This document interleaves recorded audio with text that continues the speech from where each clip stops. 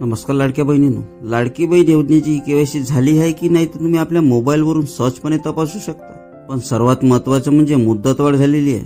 31 डिसेंबर या महिन्यात e KYC करणे बंधनकारक आहे. नाही केल्यास लाभ मिळण्यात अडथळा येऊ शकतो. चला तर मग ई केवायसी झाली का नाही ते कसं तपासते ते पाहूया. तुमच्या मोबाईलमध्ये क्रोम ब्राउझर उघडा आणि तिथे टाईप करा ladkebhin.maharashtra.gov.in वेबसाईट ओपन करा आणि या वेबसाईटवर आल्यानंतर तुम्हाला पहिलाच बॉक्स दिसेल, मुख्यमंत्री माझी लाडकी बहीण योजनेची लाभार्थी ई केवायसी प्रक्रिया पूर्ण करण्यासाठी. त्या बॉक्सवरती क्लिक करा. त्या बॉक्सवरती क्लिक केल्यानंतर दुसरा पेज उघडेल. तिथे तुम्हाला लाभार्थी आधार क्रमांक हे ऑप्शन दिसेल. त्यामध्ये लाडकी बहिणींचा आधार नंबर टाकायचा आहे. नंतर जसा कॅप्चर आहे तसा कॅप्चर भरून आणि मी सहमत आहे या बटनावरती क्लिक करा. थोडं खाली आल्यानंतर OTP पाठवा या बटनावरती क्लिक करा.